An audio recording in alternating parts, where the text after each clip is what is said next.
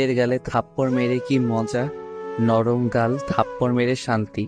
ইচ্ছে করতেছে আরো থাপ্পড় মারি। কিছু বুঝলেন না তো? তো চলুন ফ্ল্যাশ ব্যাকে যাই। আর কোনোদিন যেন আমার পেছনে না দেখি। আমি কি কুত্তা যে তোর মতো কুত্তির পিছনে যাব? কি? আমি কুত্তি? তুই কুত্তি না হলে কলেজের ছেলেগুলো তোর পিছনে কুত্তার মতো গুড়গুড় করতো না। তোর মতো লুচ্চার সাথে প্রেম করা আমার সবচেয়ে বড় ভুল হয়েছে। আমি তো লুই চাই, সেটা তুই এখন বুঝলি? তোর সাথে কেন যে কথা বলছি, অসহ্য একটা। এখন তো অসহ্য লাগবেই কুত্তি। আমারে কুত্তি বলবি না। তাহলে তোকে কি বলবো? ইরা কুত্তি। আপদ বিদায় হ, তোর সাথে ব্রেকআপ। তুই কে ব্রেকআপ করার কে? আমি করতেছি ব্রেকআপ, আর এই নে তোর ব্রেকআপ গিফট বলে মুখ থেকে চুইংগামটা বের করে ওর চুল আটকায় দিলাম। যা, আমি তো তোকে ভুলে যাব, কিন্তু এই চুইংগামের জন্য তুই আমাকে মনে রাখবি। টাটা এক্সকপ বলেই দিলাম দৌড়। ওখানে থাকলে হয়তো কপালে কষ্ট ছিল। এই হলো ফ্ল্যাশব্যাক। এখন বর্তমানে আসুন, আপনাদের সাথে পরিচয়টা সেরে ফেলি। আমি ইমন, ইন্টার সেকেন্ড ইয়ারে পড়ি। বাবা মা দুই মাত্র সন্তান। বর্তমানে এলাকার বাইরে আছি। আর যার থেকে পালিয়ে আসলাম উনি হলেন আমার গফ, সরি এক্স গফ, ইসরাত জাহান ইরা।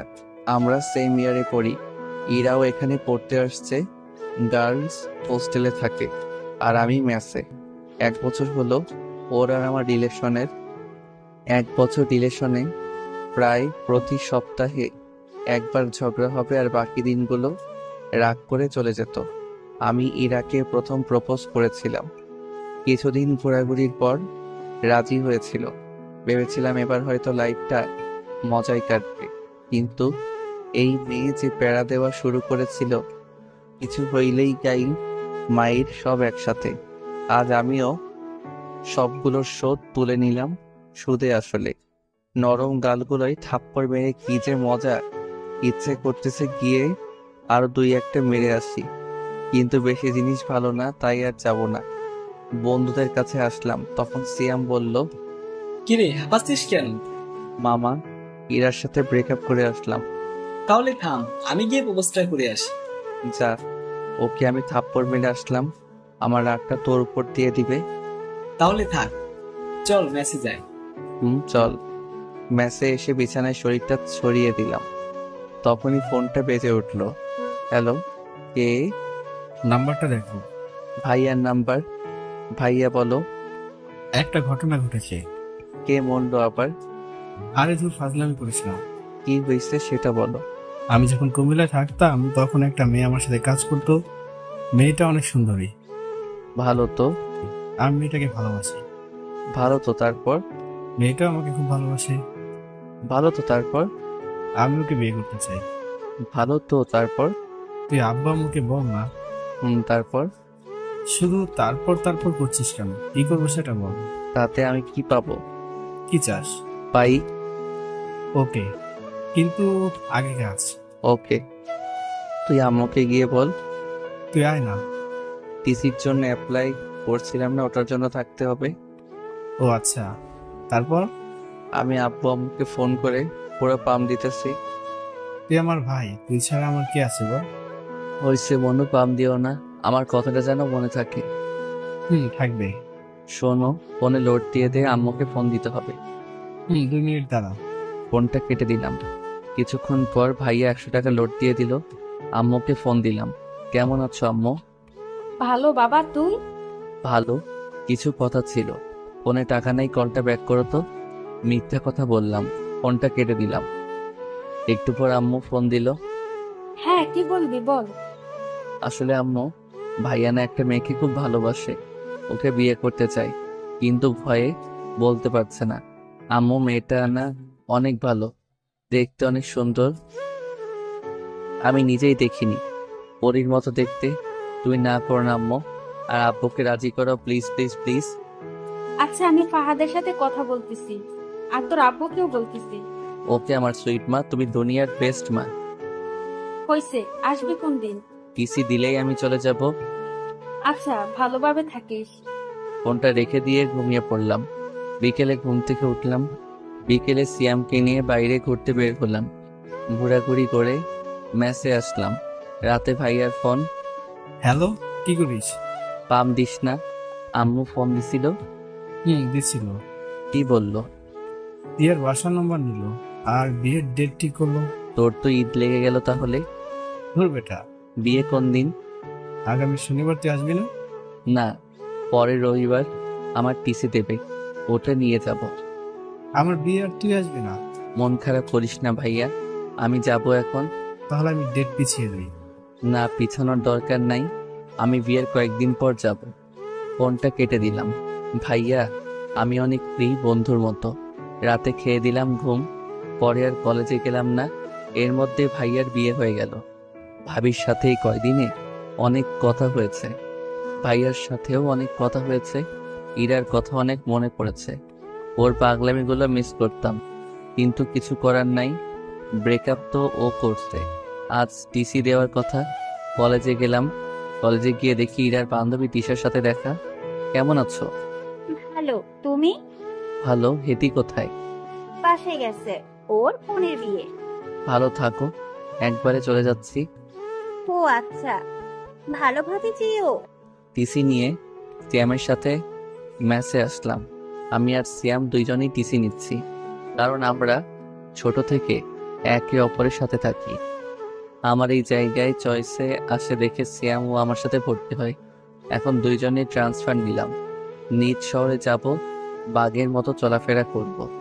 পরের দিন ব্যাগ নিয়ে বেরিয়ে পড়লাম। বাসে উঠলাম। কিছুক্ষণ পর বাস ছেড়ে দিল। 6 ঘন্টা যাত্রা করে বিকেলের দিকে বাসায় আসলাম। বাসায় এসে কলিং বেল টিপ দিলাম। কিছুক্ষণ পর একজন মেয়ে এসে দরজা খুলে দিল। এটা নিশ্চয়ই আমার ভাবি যান। ভাইটু, কেমন আছো? জড়িয়ে ধরে। ভালো, ভেতরে আসো। আগে বলো ভাইয়া কই? রুমে আছে। ভাইয়ার রুমে গেলাম। ভাইয়া ঘুমাচ্ছে। ভাইয়া, ভাইয়া।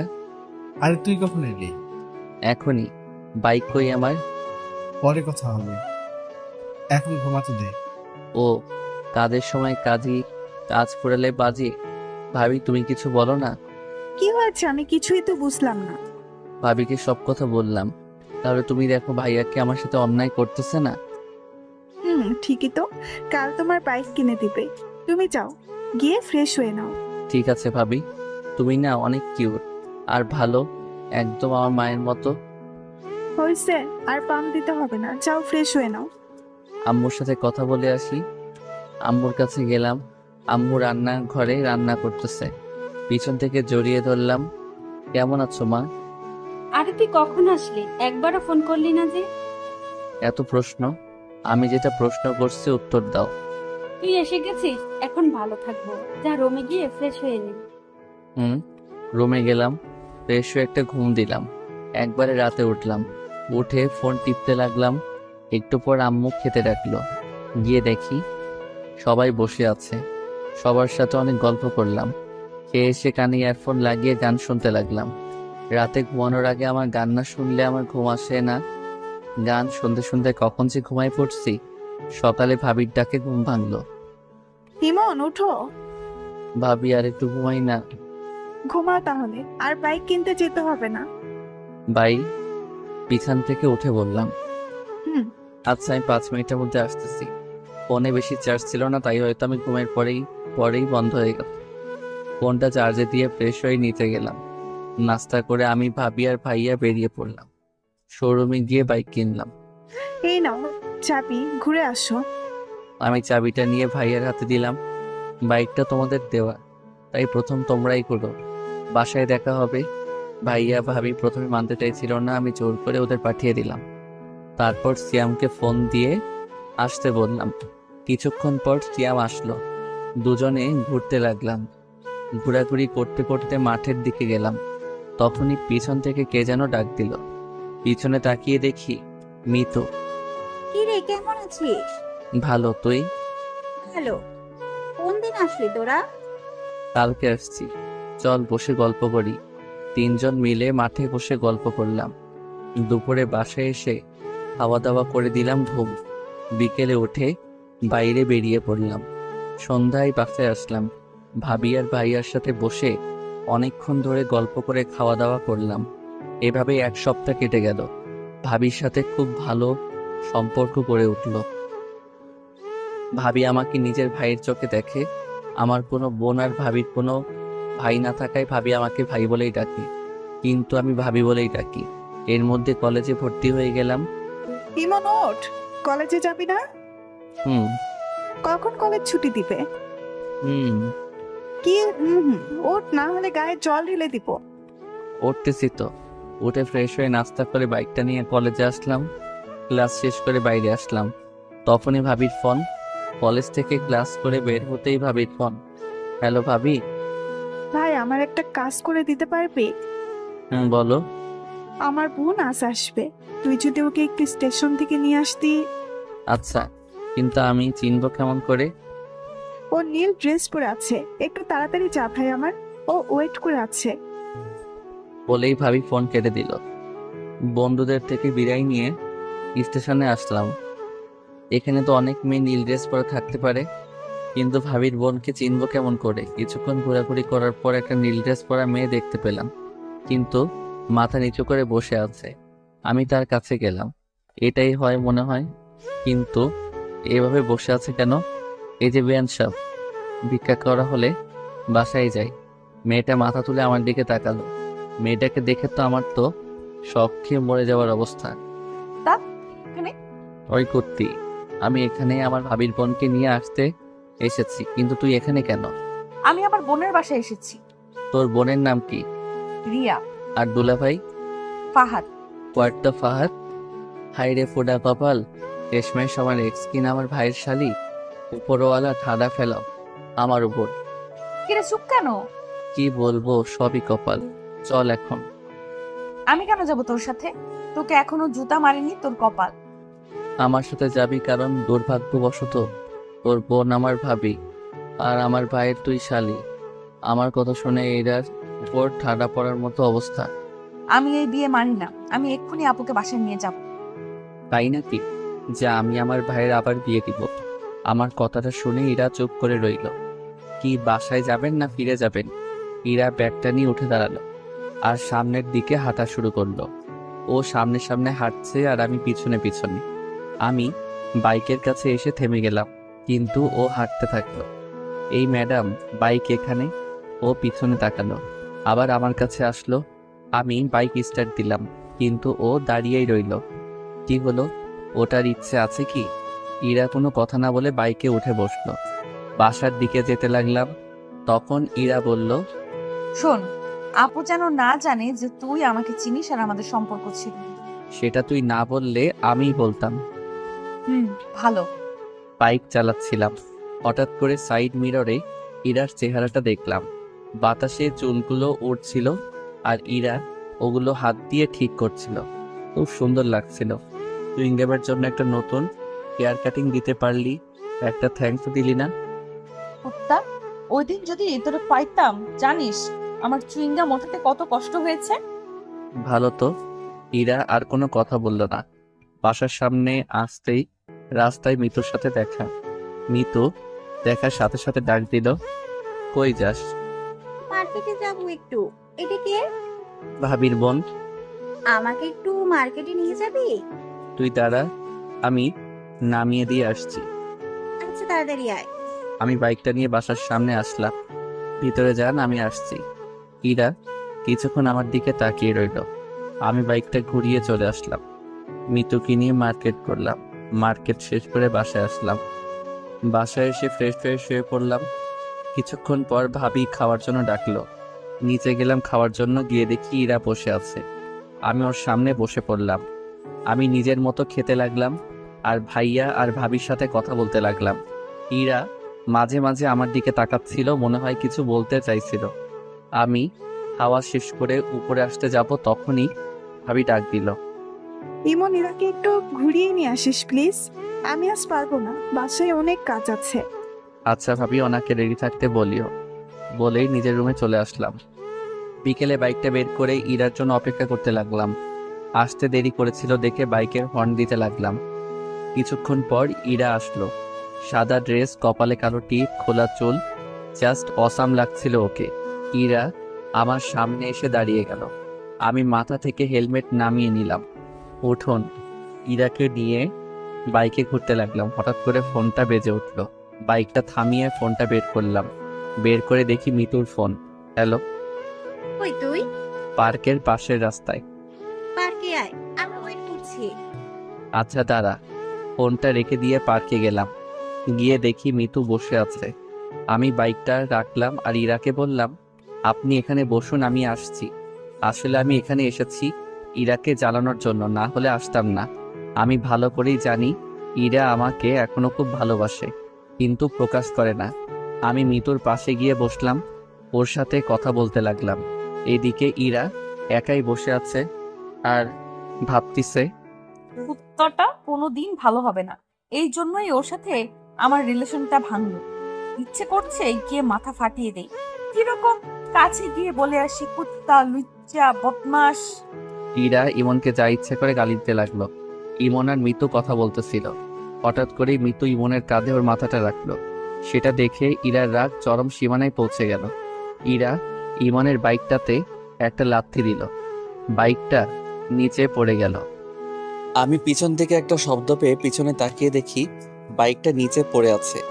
আমি লাফ দিয়ে উঠে বাইকটার কাছে আসলাম। ও খোদা, আমার নতুন বাইক! ইরা তখন সাইড থেকে একটা লাঠি দিয়ে বাইকের পিছনের ইন্ডিকেটরে মারলো। সাথে সাথে ওটা ভেঙে পড়ে গেল। ওই খাড়া খাড়া আমার নতুন বাইক রে ভাঙার সাহস কেমনে হয় তোর কুত্তি? কুত্তা তোর বাইকরেও ভাঙবো আর তোকেও। বলেই আমার পায়ে লাঠি দিয়ে মারলো। এত জোরে মেরেছে যে পায়ে লাগার সাথে সাথে ব্যথা শুরু হয়ে গেল।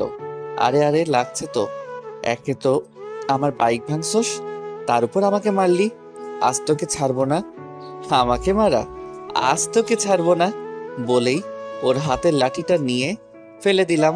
ওর কোমরে হাত দিয়ে ওকে টান দিয়ে নিজের কাছে নিয়ে আসলাম। ইরা ছাড়ার জন্য ছটফট করছে। তা ছাড় আমায়। আমিও ওর ঠোঁটে হাত দিয়ে চুপ করতে বললাম। ইরার ঠোঁটের কাছে ঠোঁট নিয়ে গেলাম। ইরা বড় বড় চোখ করে আমার দিকে তাকালো। ওর আরো কাছে যেতে নিজের চোখ বন্ধ করে ফেললো। তখন ইরা মনে মনে বলল, ইমনের এমন কাছে আসায় কেমন জানি ভেতরে একটা অন্যরকম ভালো লাগা কাজ করতে লাগলো, তাই নিজের চোখ বন্ধ করে ফেললাম।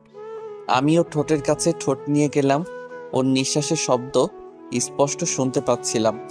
ওর কাছে যাওয়ায় ও আরো জোরে নিঃশ্বাস নিতে লাগলো। ওর ঠোঁটগুলো যেন আমাকে টানতে লাগলো। ওর ঠোঁটগুলো গোলাপের পাপড়ির মতো লাগছিল। আমি ওর ঠোঁটের সাথে ঠোঁট মিলিয়ে দিলাম। ইরাকে কিস করার সাথে সাথে ও চোখ খুলে ফেলল। তখন ইরা মনে মনে বলল, ইমন কিস করার সাথে সাথে কেমন যেন একটা ভালো লাগার অনুভূতি কাজ করতে লাগলো। প্রথমে কিছুটা ভয় পেয়েও গিয়েছিলাম। 3 মিনিট পরে ইরাকে ছেড়ে দিলাম। দুজনে হাঁপাতে লাগলাম। আজ প্রথম ইরাকে কিস করলাম। কুত্তা, তুই আমাকে কিস করলি কেন? তুই আমার বাইক ভাগতে চাইছিলি কেন? আমার ইচ্ছে হয়েছে, আমি ভাঙছি। আমারও ইচ্ছে হয়েছে, আমি কিস করছি। কেন? আমার ঠোঁট কি তোর বাপের সম্পত্তি? না, আমার ভাবির সম্পত্তি। তাই দেখি তুই আমাকে কিস করবি? সেটা আমার বাইক ভাঙচুর করার আগে ভাবা দরকার ছিল। ইরা আর কোনো কথা বলল না। মিতুর কথা মনে পড়তেই আমি মিতুর কাছে আসলাম। মিতু ফোন টিপতেছে।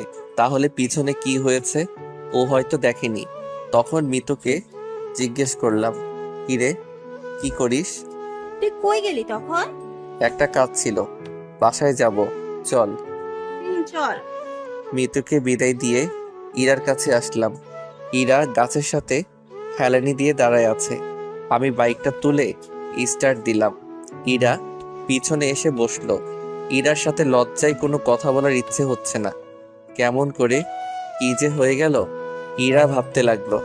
ইমন কি তাহলে এখনো আমাকে ভালোবাসে? আমি তো এখনো ওকে ভালোবাসি, কিন্তু কুত্তাটা বুঝলে তো সবসময় ওর লুচ্চামি করতেই হবে। মনে হচ্ছে গলা টিপে মেরে ফেলি বাদর। আমি নিজেও ভাবতে পারিনি ইমন আমাকে কিস করবে। এসব ভাবতে ভাবতে ইরার ঠোঁটের কোণে একটা মুচকি হাসি ফুটে ওঠে। দুজনে বাসায় আসলাম। ওকে নামিয়ে দিয়ে বাইকটা রাখলাম। তারপর নিজের রুমে গেলাম। ফ্রেশ হয়ে শুয়ে পড়লাম। কিছুক্ষণ পর আম্মু খেতে ডাকলো। গিয়ে দেখি ইরা বসে আছে। আম্মু, ভাইয়া আর আব্বু কই? ওরা আসেনি, তোরা খেয়ে নি। ইরা আমার সামনে বসে আছে। দুজনে মাথা নিচু করে খেতে লাগলাম। ভাবি আসলো। কি রে ইরা, কেমন ঘুরলি? ভালো আপু, জায়গাটা অনেক সুন্দর। আচ্ছা খেয়ে নে। আমি খেয়ে নিজের রুমে চলে আসলাম। রাতে ঘুম ধরছিল না, তাই ছাদে গেলাম। একটু পর মিতুর ফোন আসলো। কি রে, কি করিস? এই তো ছাদে দাঁড়িয়ে আছি। তুই? শুয়ে আছি।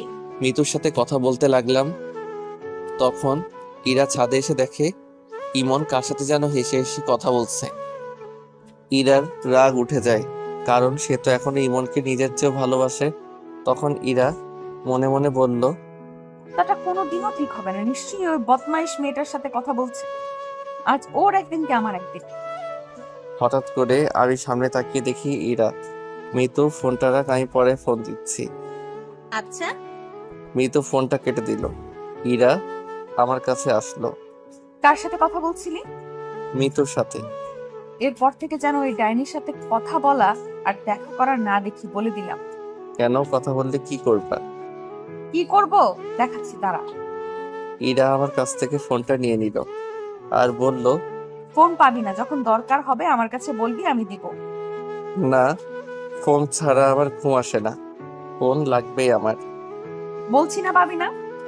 ইরার কাছ থেকে জোর করে ফোনটা নিতে গেলাম, তখন ওর চোর পকেটে ফোনটা ঢুকিয়ে দিল। চোর পকেট কি জানতে চাহিয়া লজ্জা দিবেন না। এবার নিয়ে দেখা। মনটা খুব হতাশ হয়ে গেল। আমি নিচে যেতে লাগলাম, তখন ইরা আমার হাতটা টেনে ধরলো আর ঠোঁটের সাথে ঠোঁট লাগিয়ে দিল আর ভাবতে লাগলো। হঠাৎ আমার যে কি হলো, ইমন কাছে টেনে নিয়ে ওর ঠোঁটের সাথে ঠোঁট লাগিয়ে দিলাম। ওকে কিস করার সময় ওর শরীরে এক অদ্ভুত ঘ্রাণ আমাকে ওর আরো কাছে টানতে লাগলো। 5 মিনিট পর ওকে ছেড়ে দিই। ইরা এইভাবে কিস করবে ভাবতেও পারিনি। তখন ইরা বলল, আই লাভ ইউ। বলেই ইরা দৌড়ে নিচে চলে গেল। আমি নিজের রুমে চলে আসলাম। শুয়ে শুয়ে এতক্ষণ কি হইল সেটা ভাবতে লাগলাম। সবকিছু মাথার উপর দিয়ে যাচ্ছিল। নিজে ব্রেকআপ করলো, আবার নিজেই আই লাভ ইউ বললো। আমার সাথে মজা নেবা? এবার দেখাবো মজা। যদি কাঁদিয়ে না ছেড়েছি তাহলে আমার নাম ইমন না। সব প্ল্যান ভাবতে ভাবতে ঘুমিয়ে পড়লাম। সকালে মনে হলো কে যেন আমার দিকে তাকিয়ে আছে। চোখ খুলতেই দেখি ইরা। কি ব্যাপার, আপনি এখানে?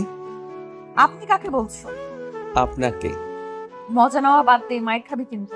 অচেনা কাউকে তো আপনি করেই বলতে হয়। ফাজলামি বাদ দে, নিচে আয়, আপু নাস্তা করতে ডাকতেছে। বলেই ইরা নিচে গেল। কিছুটা রেগে গেছে। আমি ফ্রেশ হয়ে নিচে গেলাম। সবাই টেবিলে বসে, আমি ইরার মুখোমুখি চেয়ারে বসলাম। খাওয়ার মধ্যে ইরা পায়ের উপর ওর পা উঠিয়ে দিল। আমি ওর দিকে তাকাতেই ও মুচকি একটা হাসি দিল। আমি টেবিল থেকে প্লেট নিয়ে উঠে সোফায় গিয়ে বসলাম। তখন ভাবি বলল, কি রে, ওখানে গিয়ে বসলি কেন? টিভি দেখতে দেখতে খাবো। তারপর সবাই খাওয়া শেষ করে যে যার মতো চলে গেল। ভাবি আর আম্মু রান্নাঘরে গেল। ইরা আমার পাশে এসে বসলো। আমি ওর দিকে না তাকিয়ে টিভি দেখতে লাগলাম। একটু পর ইরা আমার দিকে চেপে আসলো। আমি একটু সরে বসলাম। ও আরো চেপে আসলো। ধীরে ধীরে আমি একেবারে সোফার কোনায় চলে আসলাম। ইরা আমার শরীরের সাথে চেপে বসে আছে। আমি ওর দিকে তাকালাম, ও টিভির দিকে তাকিয়ে মুচকি হাসি দিচ্ছে। এই যে, শুনছেন? কিছু বলবা? না, কিছু বলবো না। এমন ভাব করছে যেন কিছু বোঝে না। ধুর, এখানে আর থাকবো না। যেই উঠতে যাব, ইরা আমার হাত ধরে আবার সোফায় বসিয়ে দিল আর আমার কোলে বসে পড়ল। আরে কি হচ্ছে এটা? আম্মু, ভাবি কেউ দেখে ফেলবে তো। দেখলে দেখুক, আমার কি। এখন চুপ থাকো, টিভি দেখতে দাও। ধুর বাল, ভালো লাগে না। না পারছি উঠতে, না পারছি বসে থাকতে। মুটকিটার ভারেতে পা ব্যথা ধরে গেল। আর একবার মুটকি বললে গলা টিপে মেরে ফেলবো। শুনলো কেমনে? হঠাৎ করেই ভাবির আওয়াজ পেলাম। আমি ভয় পেয়ে ইরাকে ধাক্কা মারলাম। ইরা মেঝেতে পড়ে গিয়ে জোরে চিল্লানি দিল। ওর চিল্লানি শুনে ভাবি রান্নাঘর থেকে চলে আসলো আর বলল, কি রে নিচে বসে আছিস কেন? বসে নেই, পড়ে গেছি। কেমন করে পড়লি? এই রে, এবার যদি বলে দেয় আমি ধাক্কা মেরে ফেলে দিছি। তখন আমি ভাবিকে বললাম, পা পিছলে পড়ে গেছে ভাবি। ও যা, রুমে গিয়ে রেস্ট নে। তখন ইরা ভাবিকে বলল, তোর কি তার ছিঁড়া? দেখতে পারতেছিস না? উঠতে পারতেছি না, রুমে যাব কেমন করে? ইমন ভাই, তুই একটু রুমে দিয়ে নে না, আমাকে রান্নাঘরে যেতে হবে। না ভাবি, আমি পারবো না। যা না ভাই একটু, তুই তো আমার সুইট ভাই। হইছে হইছে, আর মাখন মারতে হবে না, আসুন। ইরার দিকে হাত বাড়িয়ে ইরা হাত ধরে উঠতে কি আবার বসে পড়লো। কি হলো? উঠতে পারছি না। তাহলে কেমনে নিয়ে যাব? মনে করে নিয়ে যাও। না, পারবো না। তখন ভাবি বলল, যা না ভাই আমার, প্লিজ প্লিজ। আচ্ছা আচ্ছা ঠিক আছে। ভাবি রান্নাঘরে চলে গেল।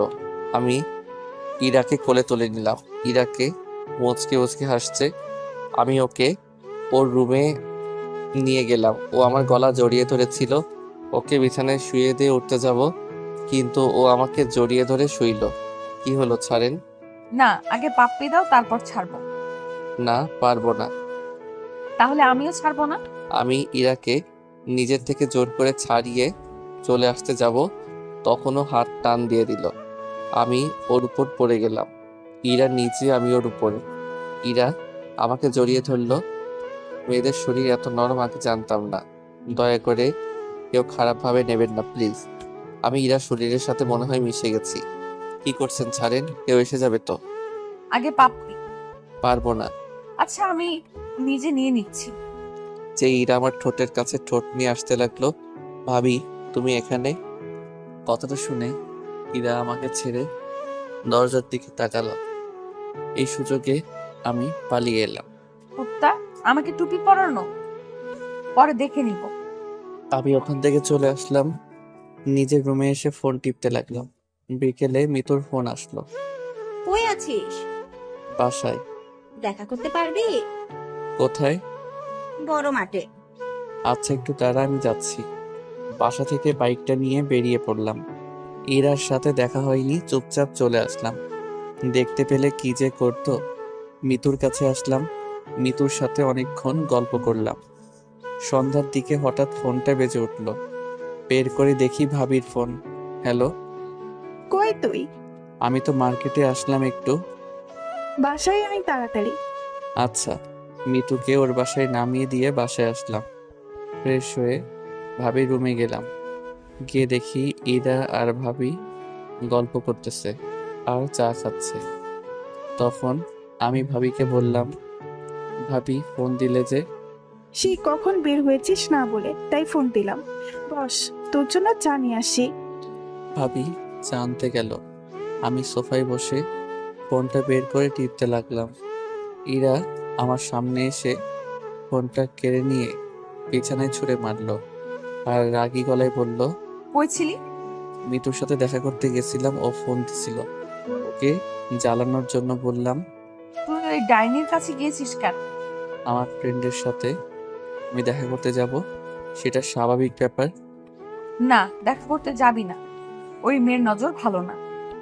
2 দিন দেখে বুঝে গেলেন ওর নজর খারাপ। ও তোর দিকে কেমন করে তাকায়। তুই ওর সাথে কথা বলবি না, এমনকি কোনো মেয়ের সাথে কথা বলবি না। কেন? আমি কোনো মেয়ের সাথে কথা বললে দোষ, আর আপনি ছেলের সাথে কথা বললে কিছু না? আমার কথাটা শুনে ইরা চুপ হয়ে গেল। আসলে আমার ইরার ব্রেকআপ এই কারণেই হয়। ওর একটা ফ্রেন্ড ওকে লাইক করতো, আর আমি ওকে বলেছিলাম যাতে ওর সাথে কথা না বলে, কিন্তু ও শুনেনি। উল্টো আমি কোনো মেয়ের সাথে কথা বললে সে রাগ দেখাতো। এর মধ্যে ভাবি চলে আসলো। ভাবি আসাতে ইরা নিজের জায়গায় গিয়ে বসলো। এই নে চা। দাও। ভাবির সাথে অনেক গল্প করলাম। রাতে খাবার টেবিলে ইরা আমার দিকে মাঝে মাঝে তাকাচ্ছিল, কিন্তু কিছু বলছিল না। রাতে খেয়ে ঘুমিয়ে পড়লাম। কাল থেকে কলেজে যেতে হবে। সকালে ইরার ডাকে ঘুম ভেঙে গেল। কি হলো? কলেজে যাবা না? ওঠো। আমি কিছু না বলে উঠে ফ্রেশ হতে গেলাম। ফ্রেশ হয়ে বেরিয়ে দেখি ইরা নাস্তা হাতে নিয়ে দাঁড়িয়ে আছে। টেবিলে নাস্তার প্লেটটা নিয়ে আমার কাছে আসলো। আপনি নাস্তা করছেন? না, সকালে মিষ্টি নাস্তা করব দেখে নাস্তা করিনি। মানে? দাঁড়াও দেখাচ্ছি। ইরা আমার কাছে আসলো, হালকা করে ঠোঁটে একটা কিস করলো। এই হলো আমার মিষ্টি নাস্তা, তাড়াতাড়ি নাস্তা করে রেডি হয়ে নিচে আসো। বলেই ইরা চলে গেল। আমি এখনো হয়ে দাঁড়িয়ে আছি। এই মেয়ের মতিগতি বোঝা আমার পক্ষে সম্ভব না। নাস্তা করে রেডি হয়ে ব্যাগটা নিলাম। নিচে আসতেই আম্মির ডাক পড়ল। আম্মু বলো। এই নিন। 1000 টাকা হাতে ধরিয়ে দিয়ে, আমার কাছে তো টাকা আছে। লাগবে, রেখে দে। আর ইরাকে সাথে নিয়ে যা, ওকে একটু তোদের কলেজটা ঘুরিয়ে দেখাস। ও বাসায় একা একা কি করবে, তোর সাথে গেলে মনটা একটু ভালো থাকবে। আচ্ছা, রেডি হতে বলো। আমি রেডি। পিছন থেকে ইরা বলল, ও তার মানে আগে থেকে ঠিক করা সবকিছু। তাই বলি, হঠাৎ এত টাকা দিচ্ছে, সেটাও আবার আম্মু ভাবা যায়? হইছে হইছে, যা এখন। ইরার দিকে তাকালাম। নীল ড্রেস, খোলা চুল, জাস্ট রূপকথার রাজকন্যা। আমি বাইকটা বের করে আনলাম। ইরা বাইরে দাঁড়িয়ে আছে। আমি ইরার সামনে গেলাম। তখন ইরা আমাকে বলল, কেমন লাগছে আমাকে? আপনি কি ফ্যাশন শোয়ে যাচ্ছেন, না ছেলে পটাবেন যে এত সাজগোজ? ইরার মুখ কালো হয়ে গেল। ইরাকে এভাবে দেখলে কলেজের যে কোনো ছেলে ক্রাশ খাবে। তোমার যখন ভালো লাগছে না তাহলে চেঞ্জ করে আসি। থাক, লাগবে না, উঠো। ইরা উঠে বসে আমাকে শক্ত করে জড়িয়ে ধরলো। ইরাকে নিয়ে কলেজে আসলাম। বাইকটা পার্ক করে সিয়ামের কাছে আসলাম। সিয়াম ওর মামার বাসায় ছিল। তখন সিয়াম বলল, কিরে এরা এখানে? সিয়ামকে সব বললাম। ভাই, তোর ভাগ্য বলতে হবে। কিন্তু ওকে আগে একটু ভালো মতো মজা দিতে হবে আমাকে নিয়ে ফাইজলামি। তারপর দুজনে ইরার কাছে আসলাম। সিয়াম আর ইরা কথা বলল। আমি ইরাকে বললাম, আচ্ছা এখানে থাকুন, আমরা ক্লাস করে আসছি। তখন ইরা বলল, আমি কি করব এখানে? চত্বরে বসে থাকুন। আমি একা বসে থাকবো? থাকুন, আমি ক্লাস করে চলে আসব। আমি আর সিয়াম ক্লাসের দিকে যেতে লাগলাম। পিছনে ফিরে দেখি ইরা বসে আছে, আর কিছু ছেলে ওর দিকে যাচ্ছে, হয়তো কথা বলবে। ছেলেগুলো ইরার কাছে গিয়ে কি যেন কথা বলছিল। আমি আর সিয়াম ক্লাসে না গিয়ে ওদের কাছে গেলাম আর বললাম, কি হয়েছে ভাইয়া?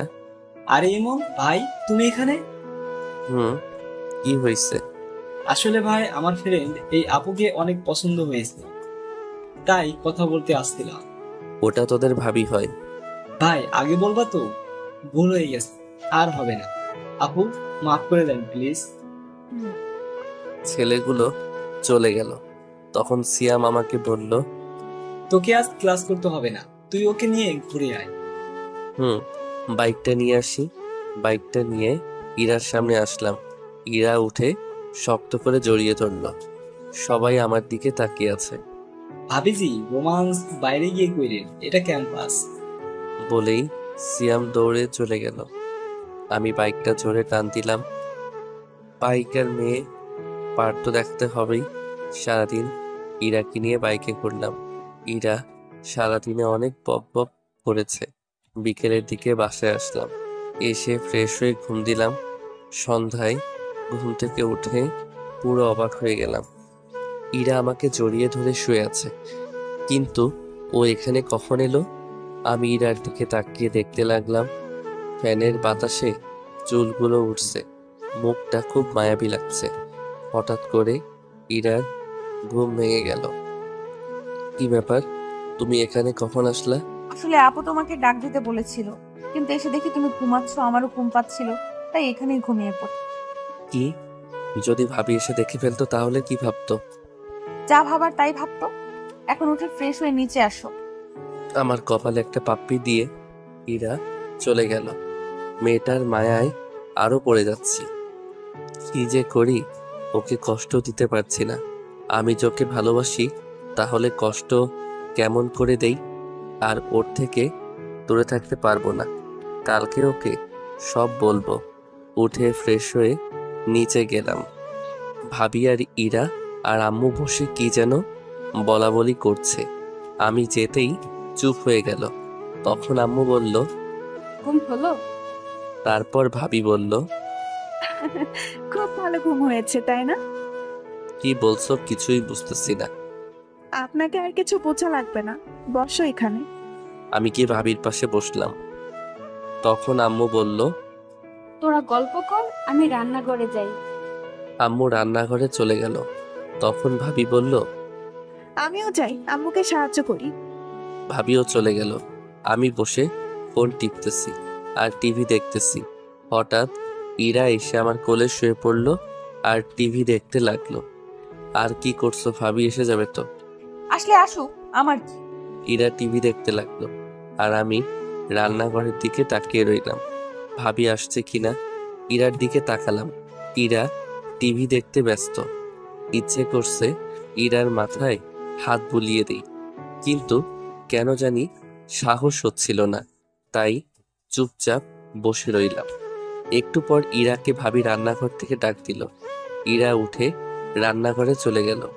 একটু পর 1 কাপ চা হাতে নিয়ে আসলো, এনে আমাকে দিল আর পাশেই বসে পড়ল। অর্ধেক চা খেতেই ইরা কাপটা নিয়ে বাকিটা চা খেতে লাগলো। আমি ওর দিকে তাকিয়ে রইলাম। তখন ইরা বলল, কি হলো, এইভাবে তাকিয়ে আছো কেন? না এমনি। বজ্জাত কোথাকার চায়ের কাপটা নিয়ে নিল। রাতে খাবার খেয়ে রুমে আসলাম। এসে গান শুনতে শুনতে ঘুমিয়ে পড়লাম। সকালে ঘুম থেকে উঠে ফ্রেশ হয়ে নিচে গেলাম। ইরা নাস্তার টেবিলে বসে আছে, আমিও বসে পড়লাম। খাওয়ার সময় ইরা পায়ে গোতা দিতে লাগলো। এক সময় পা সরিয়ে নিলাম। ইরার পা চেয়ারের সাথে লাগলো, তাই হয়তো ওর মুখ কালো হয়ে গেল। আমি নাস্তা করে কলেজে আসলাম। আজ ইরা কলেজে আসেনি, কারণ ওর ভাবির সাথে মার্কেটে যাওয়ার কথা ছিল। কলেজে ক্লাস করে বের হচ্ছি, তখনই মিতু আসলো। কালকে ওই মেয়েটার সাথে খুব ঘুরলি কেন, কি হয়েছে? না, তোকে একটা কথা বলার ছিল। কি কথা বল। এখানে না, বিকেলে পার্কে আয়। আচ্ছা চল, তোকে নামিয়ে দিই। মিতুকে বাসায় নামিয়ে দিয়ে বাসায় আসলাম। তখন আম্মু বলল, কই ছিলি? কলেজে। কই আবার থাকবো। তোর বাইকের পেছনে মেয়েটা কে ছিল? ও, ওটা আমার ফ্রেন্ড হয়। আর কোনোদিন যেন কোনো মেয়েকে বাইকের পেছনে নেওয়া না দেখি, আর কোনো মেয়ের সাথে টেম টেম করা যেন না শুনি। আম্মু। আমার রুমে চলে আসলাম। এসে দেখি ইরা আমার বিছানায় বালিশে মুখ লুকিয়ে কান্না করছে। কি ব্যাপার, তুমি এখানে আর কান্না করতেছো কেন? ইরা কান্না করেই যাচ্ছে। আমি ওর কাছে গিয়ে ডাক দিলাম। ও উঠে সোজা আমার শার্টের কলার ধরলো। তোকে না বলেছিলাম কোনো মেয়ের সাথে কথা বলবি না, কিন্তু তুই তো ওই ডাইনির সাথে বাইকে ঘুরোঘুরি করতেছিস। বলে ইরা কান্না করতে লাগলো। আরে, আমি তোকে বাসায় নামিয়ে দিতে গেছিলাম। তোকে বাসায় নামিয়ে দিতে হবে কেন? ওর কি হাত পা নেই? ও চলতে পারে না? রিক্সায় যাবে, অটোতে যাবে, তোর বাইকে কেন? আর নিব না, হইছে। এবার কলার ছাড়ো, লাগছে। ইরা আমাকে টান দিয়ে বিছানায় নিয়ে আসলো আর বুকের উপরে মাথা রেখে শুয়ে পড়লো। চুপ থাকবি, আমাকে শুয়ে থাকতে দে। ঠিক আছে, সারাদিন না খেয়েছিলাম, এখন না খেয়ে শুয়ে থাকি। ইরা আমার মুখ তুলে তাকালো, তারপর আমার কাছে এসে ঠোঁটের সাথে ঠোঁট লাগিয়ে দিয়ে চুষতে লাগলো। পুরো 5 মিনিট পর ছেড়ে দিল। দুজনেই হাঁপাতে লাগলাম। এবার হয়েছে, এখন চুপচাপ শুয়ে থাকবি। ইরা আমার বুকে শুয়ে পড়ল। এক সময় ইরা ঘুমিয়ে পড়ল। আমি ওকে রেখে ফ্রেশ হয়ে নিচে এসে খাওয়া দাওয়া করলাম। তখন আমি ভাবিকে বললাম, ভাবি, আমি তোমার ঘরে গিয়ে ঘুমালাম।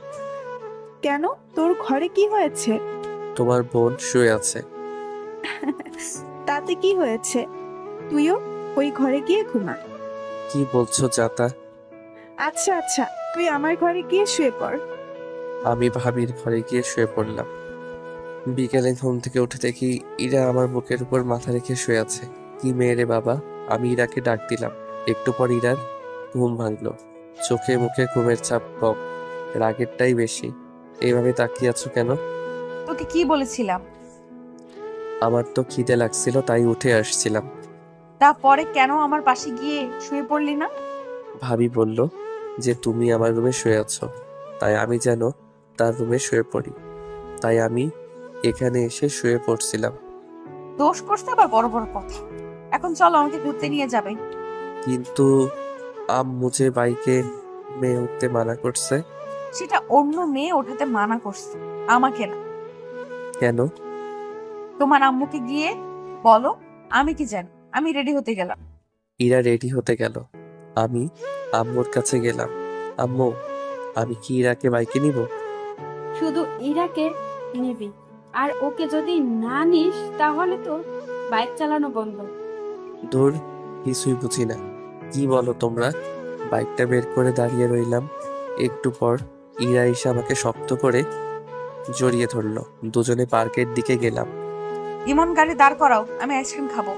আমি গাড়ি দাঁড় করিয়ে ওকে আইসক্রিম কিনে দিলাম। তুমি এখানে একটু দাঁড়াও, আমি ভিতর থেকে আসছি। আচ্ছা, তাড়াতাড়ি আসো। আমি পার্কের ভিতরে এসে দেখি মিতু বসে আছে। আমি ওর পাশে গিয়ে দাঁড়ালাম। কিরে, কখন এলি? একটু আগে। বস। না, বসবো না।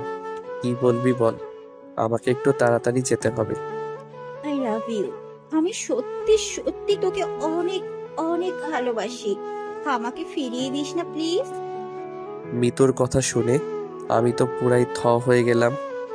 তখনই কে যেন আমাকে টান দিয়ে মিতুর থেকে আলাদা করে দিল। পিছনে তাকিয়ে দেখি ইরা। ঠাস ঠাস ঠাস 2-3টা পড়ে গেল গালে।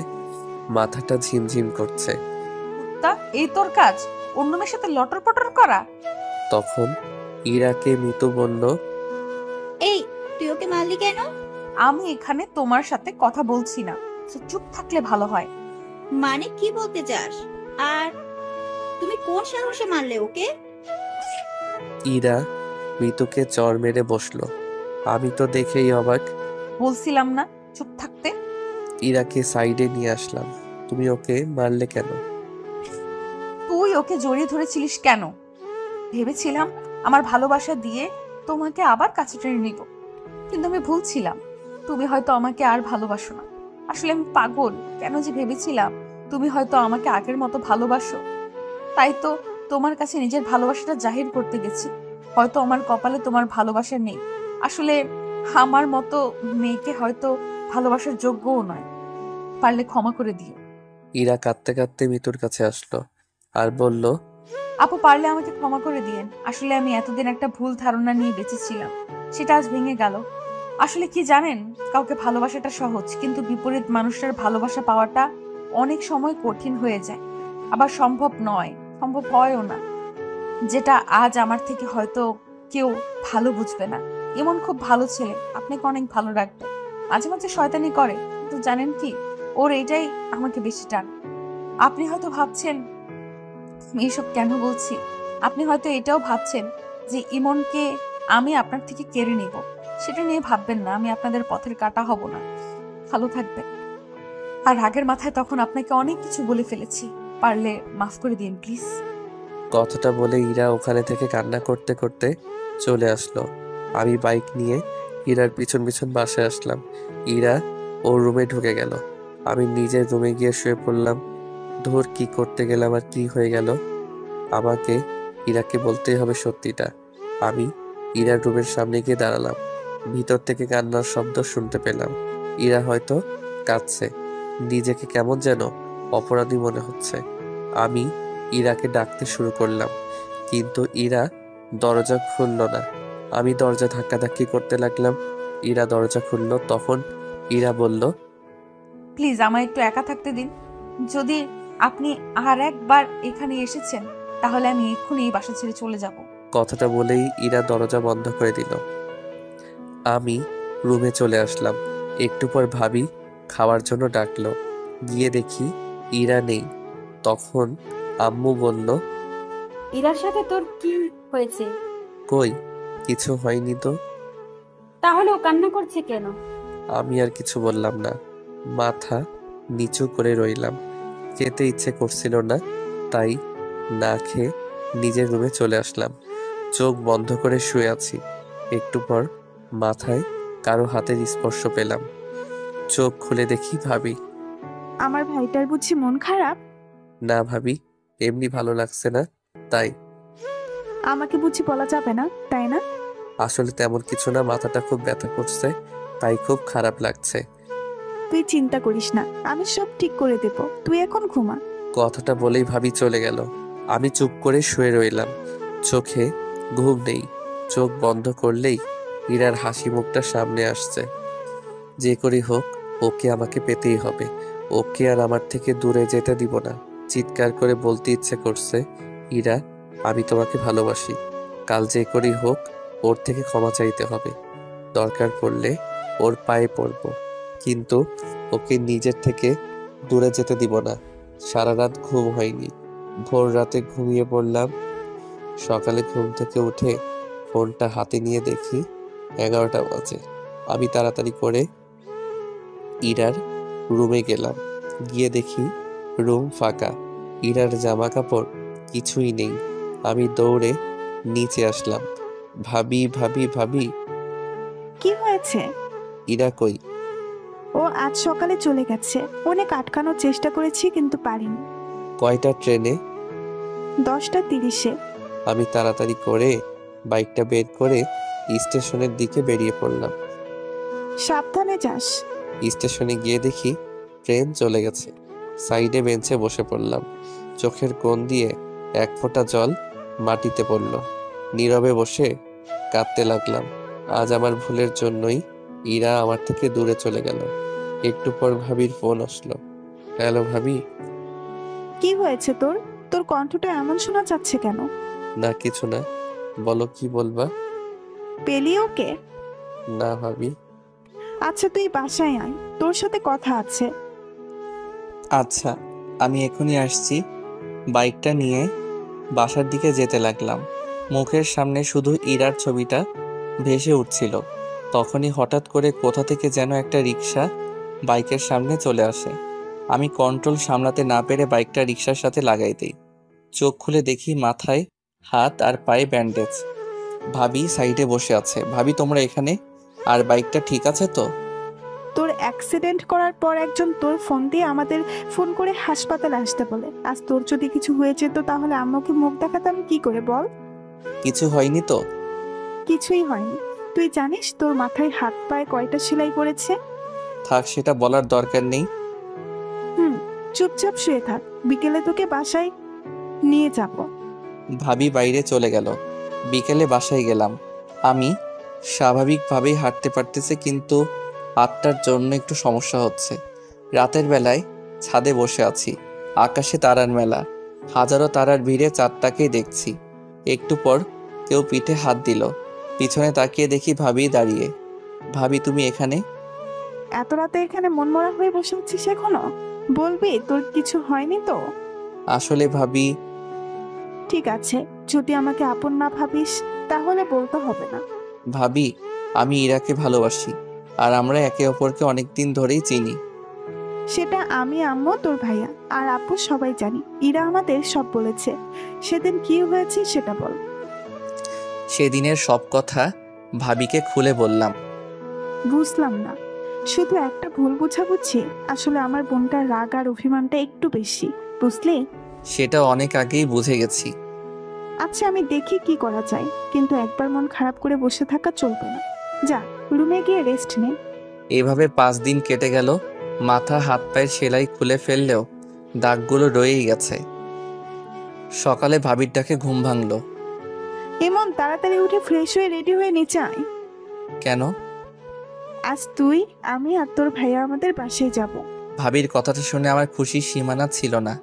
ভাবিকে গিয়ে জড়িয়ে ধরলাম। থ্যাংক ইউ ভাবি, তুমি দুনিয়ার বেস্ট কিউট ভাবি। হইছে, আর পাম দিতে হবে না, তাড়াতাড়ি নিচে আয়। তুমি 2 মিনিট ওয়েট করো, আমি 1 মিনিটে আসতেছি। আমি তাড়াতাড়ি ফ্রেশ হয়ে রেডি হলাম। তারপর নিচে আসলাম। নাস্তা করে বসে আছি। কিছুক্ষণ পর ভাইয়া আসলো। কিরে, ব্যাগ গোছানো শেষ? হুম, কতক্ষণ আর সময় লাগবে? ভাবি কই? রেডি হচ্ছে। প্রায় 20 মিনিট পর ভাবি রেডি হয়ে আসলো। এতক্ষণ লাগে হয়েছে, তোর তো আর তর সইছে না। কেন? আচ্ছা, তুমি আরেকটু ময়দা মেখে আসো, আমরা দাঁড়িয়ে আছি। ওই ছাগল, আমি কোন দিন ময়দা মাখি? প্রতিদিনই তো মাখো।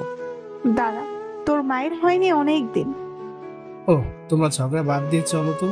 এমনিতে তোমার ময়দা মাখতে অনেক সময় লেগে গিয়েছে, আর দেরি করলে ট্রেন মিস হয়ে যাবে। কি, আমি ময়দা মাখি?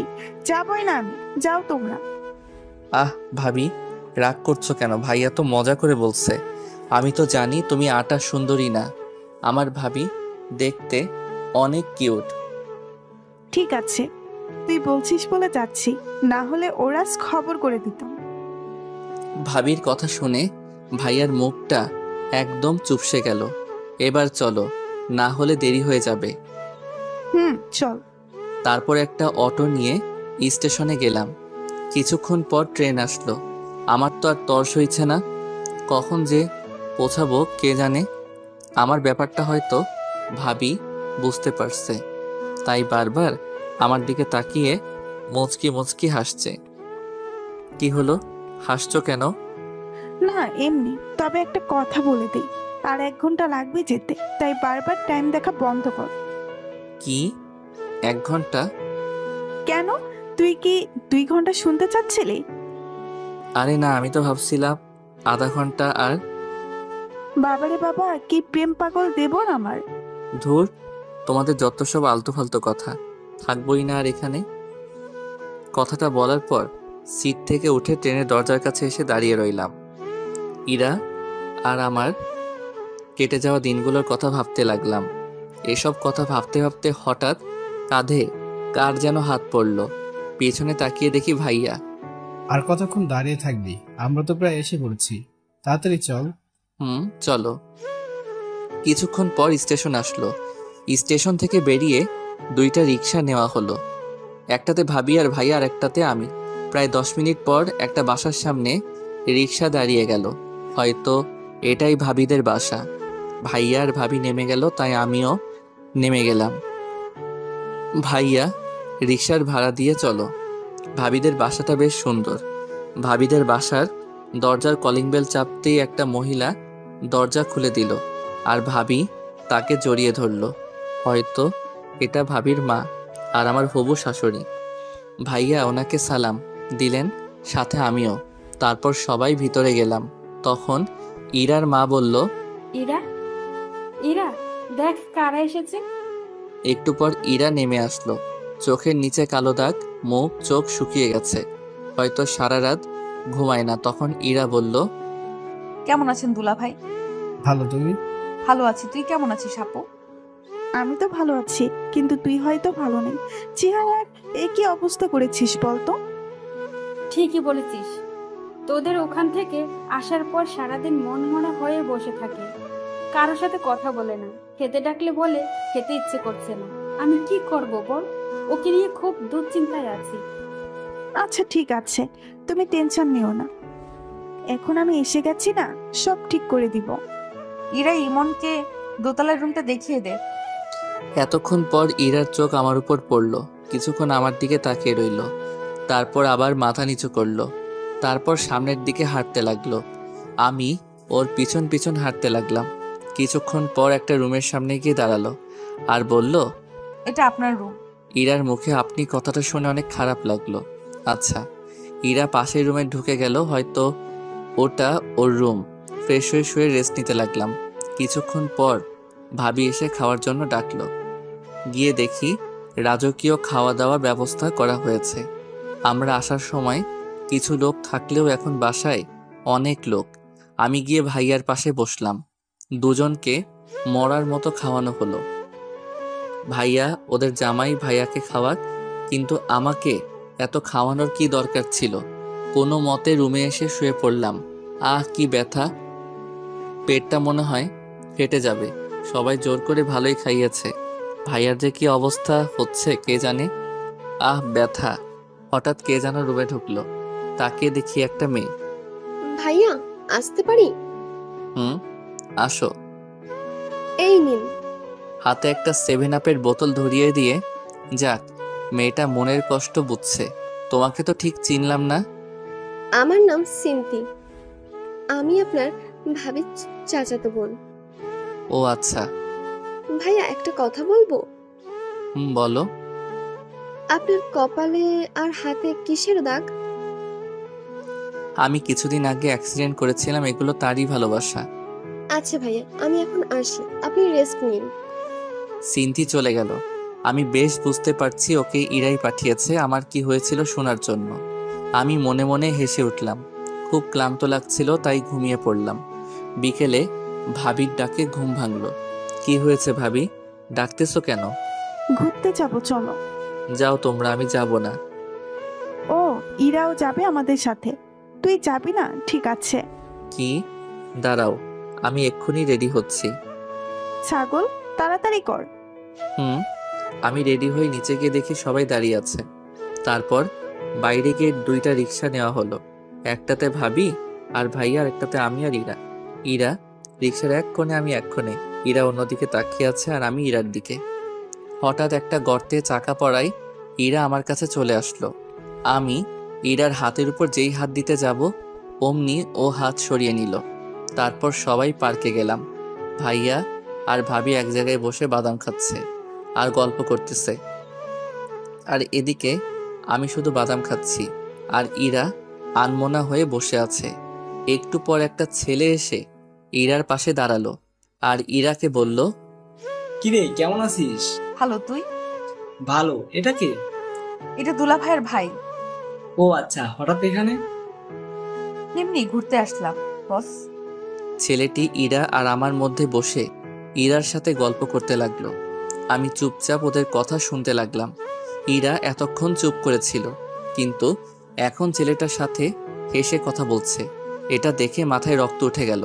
মনে হচ্ছে ছেলেটাকে উড়াধুরা দেই, কিন্তু কি করব, ইচ্ছা থাকলেও উপায় নেই। ভাইয়া ভাবি দেখলে খারাপ ভাববে। তখনই দেখলাম একটা মেয়ে দূরে বসে একলা ফোন টিপতেছে। দাঁড়াও, আমাকে রাগানো? এবার দেখাচ্ছি। আমি ওদের ওখান থেকে উঠে মেয়েটার কাছে আসলাম আর মেয়েটাকে বললাম, কারো জন্য অপেক্ষা করছেন? কেন বলুন তো?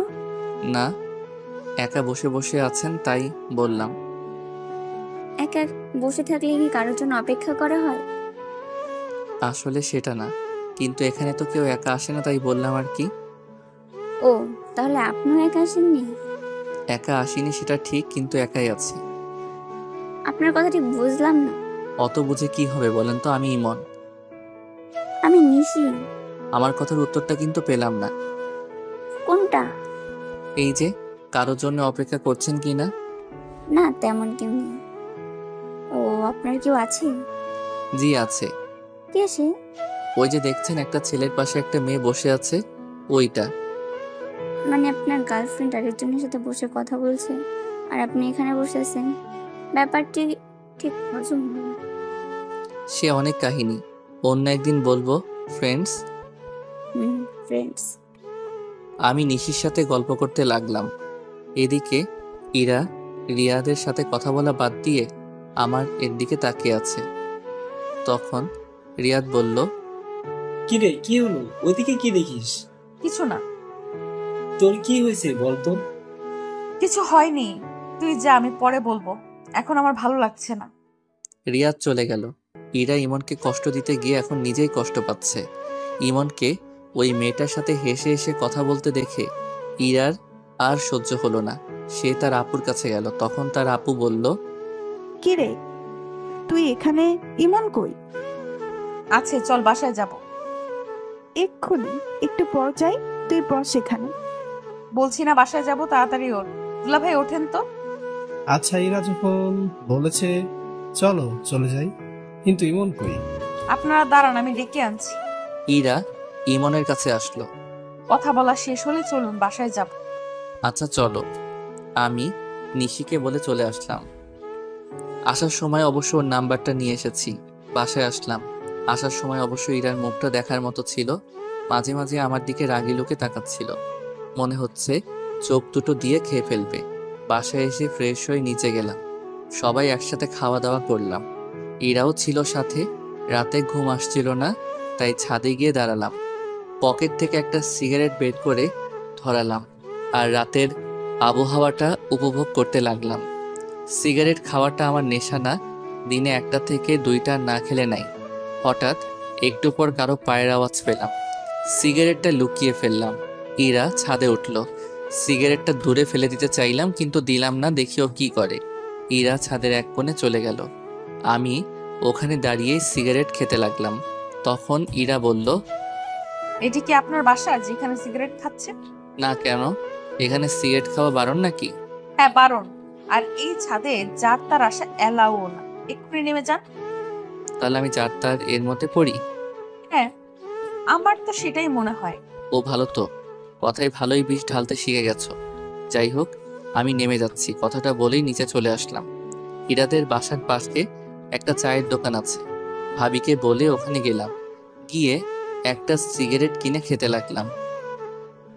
ইরা ছাদ থেকে আমার দিকে তাকিয়ে আছে, অন্ধকারে ওকে দেখতে না পেলেও চাঁদের আলোয় ওর ছায়াটা ঠিকই দেখা যাচ্ছে। সিগারেটের ধোঁয়ায় ইরার দেওয়া বিষগুলোকে মন থেকে বের করার চেষ্টা করতে লাগলাম। কিছুক্ষণ পর বাসায় ঢুকলাম। ভিতরে ঢুকে দেখি ইরা দাঁড়িয়ে। ওর মুখোমুখি না হয়ে রুমে চলে গেলাম, গিয়ে শুয়ে পড়লাম।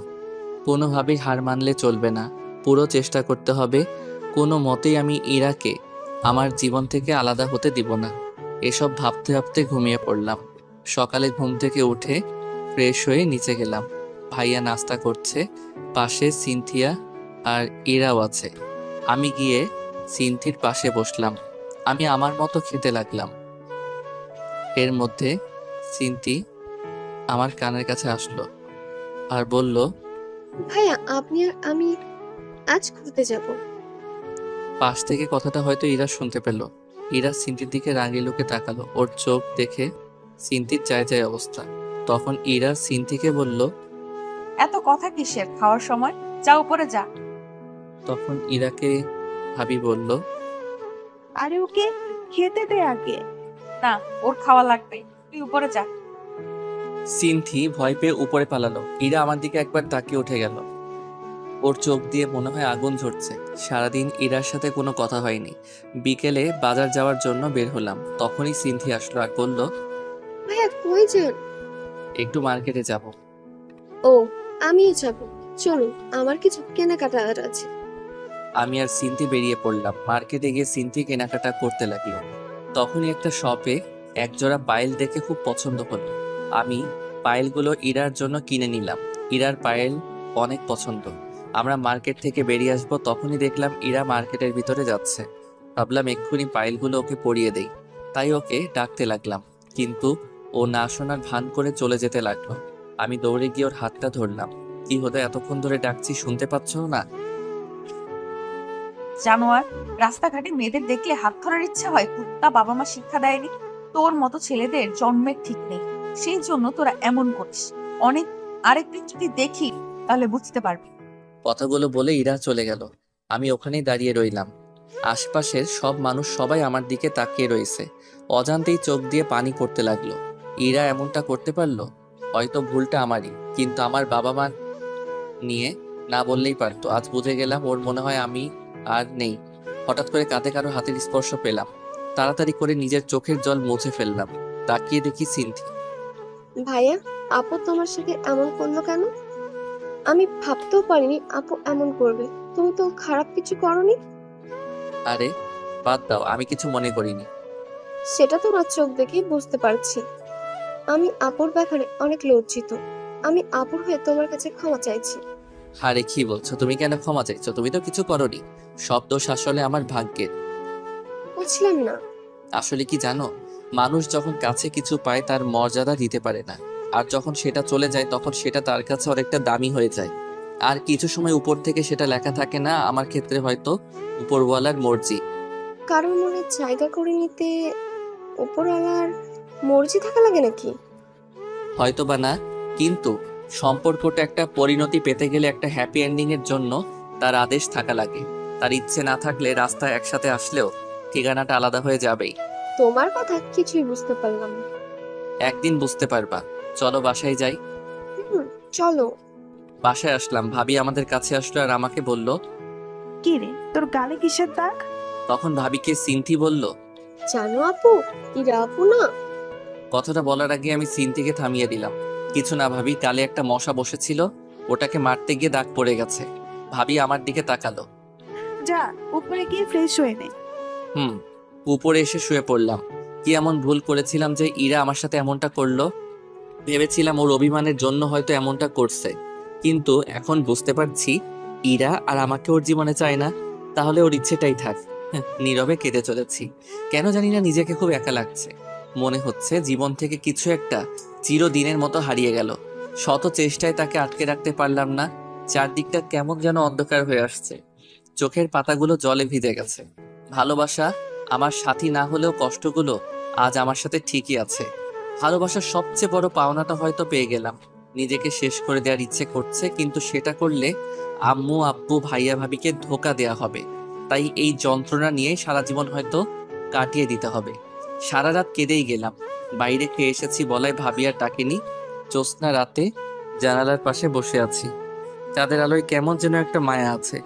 আর আজ বুঝলাম কেন জ্যোৎস্না রাতের চাঁদ সবার পছন্দের রাতের একলা সময় পুরনো কথাগুলো মনে করিয়ে দেয়। তা ভালো হোক বা খারাপ, রাতের আকাশ কখনো কাউকে একা রাখে না, সাথে রেখে দেয় কিছু কষ্টদায়ক পুরনো স্মৃতি। সারা রাত ঘুমাতে পারলাম না। সকালে ফ্রেশ হয়ে নিচে গেলাম। চোখের নিচে কালো দাগ পড়ে গেছে। মাথাটা কেমন যেন ঝিমঝিম করছে। ভাবির সাথে কথা বলে বাইরে চলে আসলাম। বাইরে এসে চায়ের দোকানের দিকে যেতে লাগলাম। হঠাৎ কি যে মনে হলো, পিছনে তাকিয়ে দেখি ইরা আসছে। আমি কিছু না বলে এক দোকান থেকে এক প্যাকেট সিগারেট কিনে একটা সিগারেট ধরিয়ে পার্কের দিকে গেলাম। একটু পর ইরা ওর কিছু বান্ধবীর সাথে পার্কে এলো। আমি ওকে দেখে মাথা নিচু করে রইলাম আর নীরবে সিগারেট খেতে লাগলাম। হঠাৎ করেই চোখ দিয়ে জল পড়তে লাগলো। তাড়াতাড়ি জল মুছে বড় একটা নিঃশ্বাস নিলাম। তারপর আরেকটা সিগারেট ধরালাম। এদিকে ইরা ইমনকে সিগারেট কেনা দেখে ওর পিছনে আসে, সাথে কিছু ফ্রেন্ডকেও নিয়ে আসে, যাতে ইমন বুঝতে না পারে। ইরা ইমনের দিকে এক দৃষ্টিতে তাকিয়ে আছে। কালকের ঘটনার জন্য ইরাও সারা রাত ঘুমাতে পারেনি। সারা রাত ইমনের জন্য কেঁদেছে। কাল কেন যে ওর সাথে এমন ব্যবহার করলাম, আজ আমার জন্যই ও কষ্ট পাচ্ছে। সব আমার জন্য। ওর মুখে ওর কাছে যাব। এসব কথা ভাবতে ভাবতে ইরা কেঁদেই ফেলল।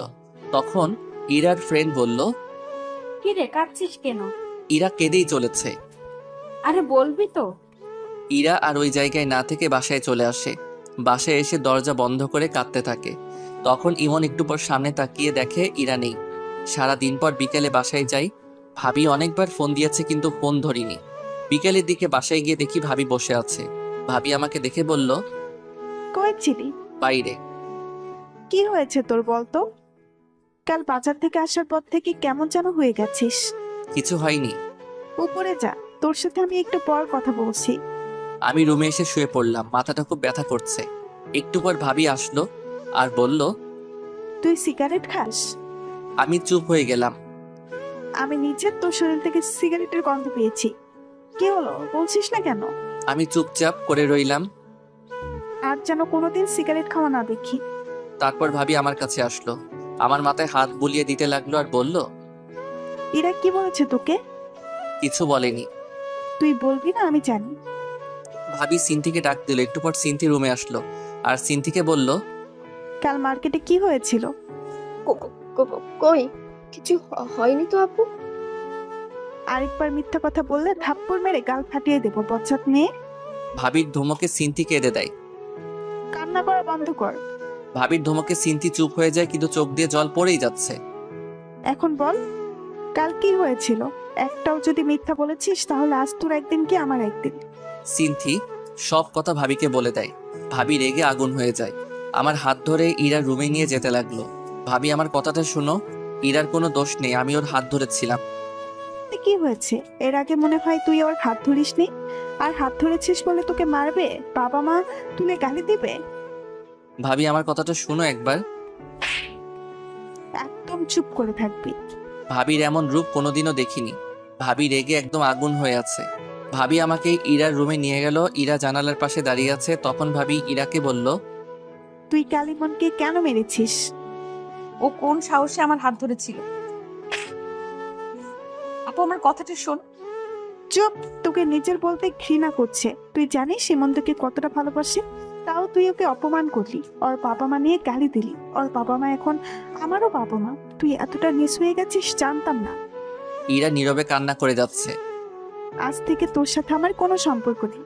আমারই ভুল, আমি কেন ইমনকে এখানে আনতে গেলাম। কালকে আমরা এখান থেকে চলে যাব, তারপর আরো কোনোদিন এই পাশে আসবো না। ইরা কোনো কথা বলছে না, শুধু কান্না করছে। তখন ভাবি ইমনকে বলল, ইমন ভাই, আমাকে মাফ করে দে। আমার বোন এমনটা করবে আমি ভাবতেও পারিনি। আমি ওর হয়ে তোর কাছে মাফ চাইছি। কি করছো ভাবি? তুমি আমার বড়, তোমার মাপ চাওয়া মানায় না। ভাবি ওখান থেকে চলে গেল। আমি ইরার দিকে একবার তাকালাম। ইরা আমার দিকে তাকিয়ে আছে, চোখ দিয়ে জল পড়ছে, যেন কিছু বলতে চাইছে। ওর মুখটা খুব মায়াবী লাগছে, কিন্তু এই মায়ায় আর জড়িয়ে লাভ নেই। আমার রুমে চলে আসলাম। একটু পর ভাবি এসে আমার কাপড় গুছিয়ে দিতে লাগলো। ভাবি, ও তো তোমার নিজের বোন, তুমি কি ওর সাথে কথা না বলে থাকতে পারবা?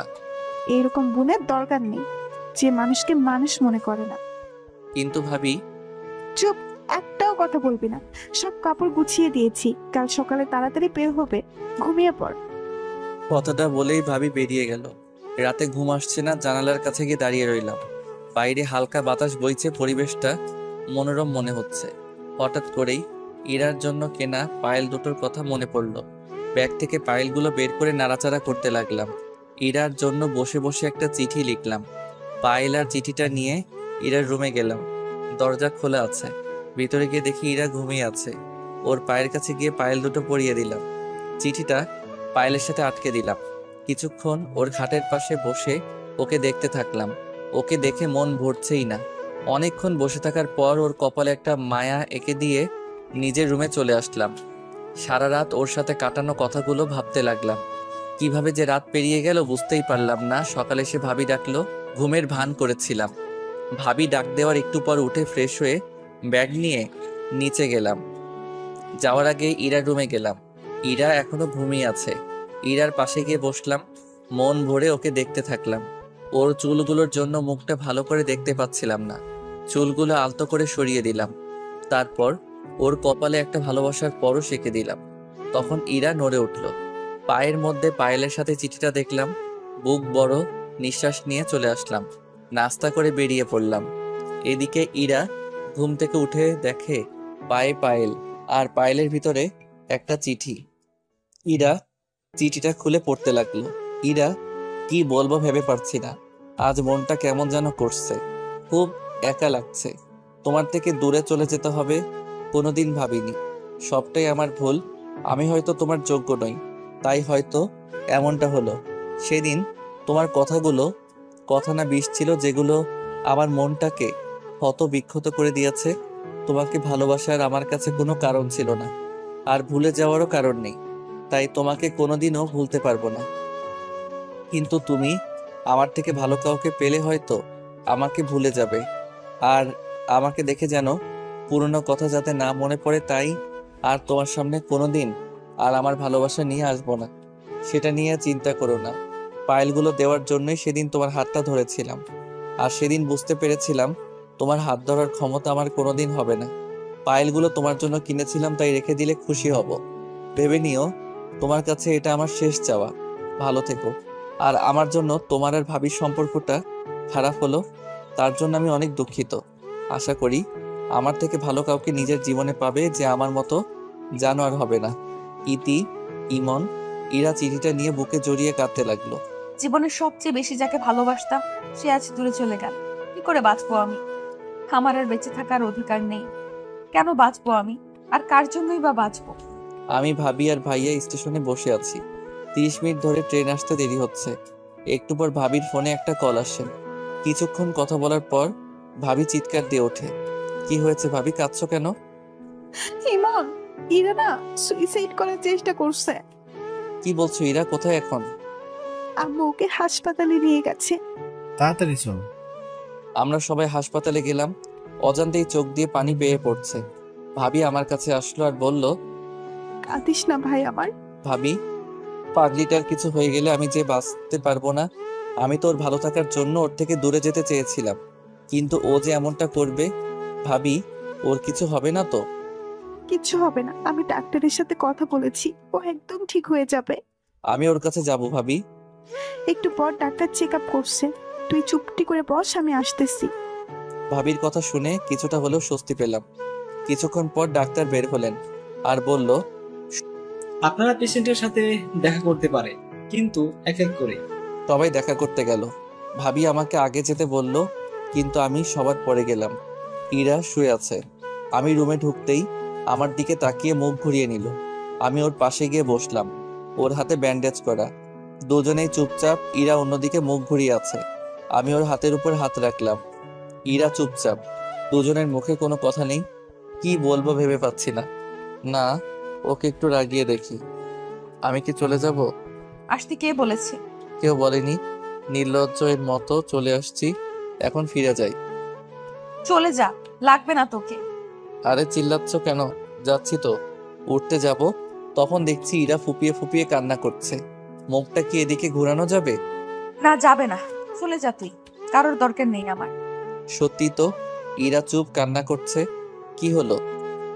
ইরা আমার দিকে ঘুরলো, আমার চোখের দিকে তাকিয়ে আমাকে জড়িয়ে ধরলো। আমার বুকে মুখ গুজে কান্না করতে লাগলো। আরে এত কান্না কেউ করো কেন? চুপ কর, একদম কথা বলবি না। আর একবার যদি আমাকে ছেড়ে যাওয়ার কথা বলছিস তাহলে বুঝতে পার। তাহলে সেদিন বাজারে কি বললে? আসলে সেদিন তোমাকে সিনথিয়ার সাথে দেখে মাথা খারাপ হয়ে গেছিল, তাই আবল তাবল বলে ফেলেছি। আমাকে মাফ করে দাও প্লিজ। তুমি যদি মাফ না করো তাহলে আমি আবার কিছু করে ফেলবো। আরে পাগলি, আমি কি তোমার উপর রাগ করে থাকতে পারি? অবশ্য আবার হাত কাটলে ভালোই হবে। কেন? তাতে তোমার ওজনটা যদি একটু কমে। যে মোটু তুমি। কি আমি মোটু? বলেই বুকে কামড়ে ধরলো। আরে আরে লাগছে তো, ছাড়ো। ছেড়ে দিল। এভাবে কেউ কামড় দেয়? ওসব বাদ দাও, এখন একটা কিস দাও তো। কি কিস? এখন না, বিয়ের পর। দিবা কিনা বলো। কেউ এসে পড়বে। তোর গুষ্টি কিলাই। বলেই ইরা আমাকে টান দিল। আমি ইরার উপর পড়ে গেলাম। ইরা ঠোঁটের সাথে ঠোঁট লাগিয়ে দিল। 3 মিনিট পরে ছেড়ে দিল। দুজনেই হাঁপাতে লাগলাম। ইরা আবার ঠোঁটের সাথে ঠোঁট লাগিয়ে দিল। এভাবে 3বার কিস করলো। শেষমেশ ওকে ধাক্কা দিয়ে নিজের থেকে ছাড়িয়ে নিলাম। ইরা মুচকি মুচকি হাসতে লাগলো। আমি হাঁপাচ্ছি। এমন বারবার কেউ কিস করে? আমি কি জানি। এখনই দম বন্ধ হয়ে যেত। হয়েছে, রং বাদ দাও। আমি ইরার পাশে বসলাম। বিকেলের দিকে ইরাকে বাসায় আনা হলো। গাড়ি থেকে নামার সময় ইরা ডাক দিল, কি হলো? আমার কেমন যে লাগছে, মাথাটাও ঘুরছে, আমি হাঁটতে পারবো না। তো কি করব? কোলে করে নিয়ে যাও। কি বলছো ভাইয়া? ভাবি আছে তো। নিয়ে যাবে কিনা বল। ভাবি তখন আমার কাছে আসলো। কি হয়েছে? বাসায় চল। দেখো না আপু, আমার মাথাটা ঘোরাচ্ছে, কেমন যেন লাগছে। ওকে বলছি কোলে করে নিয়ে যেতে, কিন্তু কিছুতেই নিয়ে যাচ্ছে না। একটা মেয়ে অসুস্থ, ওকে সাহায্য করা বাদ দিয়ে কি বলছিস? যা, উপরে নিয়ে যা। কথাটা বলে ভাবি হাসতে হাসতে চলে গেল। আমি ইরাকে কোলে তুলে নিলাম। ইরা আমার গলা জড়িয়ে ধরলো। ইরাকে ওর বেডে শুয়ে দিলাম। তখন ইরা বলল, আমার পাশে শুয়ে পড়ো। না না, সবাই কি ভাববে? বলছি না শুয়ে পড়ো। ইরা জোর করে ওর পাশে শোয়ালো। আমার বুকে মাথা গুঁজে চুপ করে রইল। কিছুক্ষণ পর, ইমন, হুম। একটা কিস করি। না, করি না। এখন না, এখন ঘুমাও। তাহলে মাথায় হাত বুলিয়ে দাও। আমি ইরার মাথায় হাত বুলিয়ে দিতে লাগলাম। কিছুক্ষণ পর ইরা ঘুমিয়ে পড়লো। রাতে ইরাকে খাইয়ে দিলাম। রাতেও ইরা ওর পাশে জোর করে শোয়ালো। ভাবিকে বললাম। ভাবি বলল, ইরা অসুস্থ, ওকে একা রাখা ঠিক হবে না। ভাইয়াও ভাবির সাথে নিল। মাঝরাতে। ইমন শুনছো? কি হলো? ছাদে যাব, চলো। রাত 1টা বাজে, এখন ছাদে গিয়ে কি করবা? চাঁদ দেখবো, চলো না। কাল গেলে হয় না? না হয় না, চলো এক্ষুনি। চলো। আরে আরে, আমি হাঁটতে পারবো না, কোলে নিয়ে যাও। ইরাকে কোলে করে ছাদে নিয়ে গেলাম। দুজনে দোলনায় বসলাম। ইরা আমার কাঁধে মাথা রাখলো। মুহূর্তটা চাওয়ার কিছু ছিল না মনে হয়। সময়টা এখানে থেমে যাক আমাদের এই মুহূর্তে। ইমন, আবার কি হলো? আর ছেড়ে যাবে না তো? যতদিন পর্যন্ত উপরে যে আছে তার ডাক না পড়ছে ততদিন পর্যন্ত আমি তোমার পাশেই আছি। একটা কথা বলবো? বলো। একটা কিস দিবা? আবার? দিবা না? যাও, তোমার সাথে আর কথাই নেই। আরে আমি কি বলছি দিব না? তাহলে দাও। ইরার কপালে একটা মায়া এঁকে দিলাম। এরকম করে কেউ কিস দেয়? তাহলে কেমন করে দেয়? তারাও দেখাচ্ছি। ইরা আমার কাছে আসলো। ইরার নিঃশ্বাসের শব্দ স্পষ্ট শুনতে পাচ্ছিলাম। ইরার ঠোঁট আমার ঠোঁটের কাছাকাছি। কেমন যেন একটা অদ্ভুত অনুভূতি কাজ করতে লাগলো। ইরার ঠোঁটের সাথে ঠোঁট লাগিয়ে দিলাম। ইরা আমাকে জড়িয়ে ধরলো। কিছুক্ষণ পর ছেড়ে দিলাম। ইরা আমাকে আমার কোলে মাথা রাখলো। দুজনে চন্দ্রবিলাস করতে লাগলাম। ভালোবাসায় প্রত্যেকটা মুহূর্ত একটা অদৃশ্য সম্পদ। ভালোবাসায় হারানোর কিছু নেই। সব সময় প্রকৃত ভালোবাসা হয় না, কিছু সময় মানুষ মোহের শিকার হয় আর সেটাকেই ভালোবাসা ভেবে বসে। প্রকৃত ভালোবাসায় শেষে গিয়ে শুধু থেকে যাবে দুটি মন, আর জীবনের শেষ মুহূর্ত পর্যন্ত তাদের ভালোবাসা। হাই বন্ধুরা।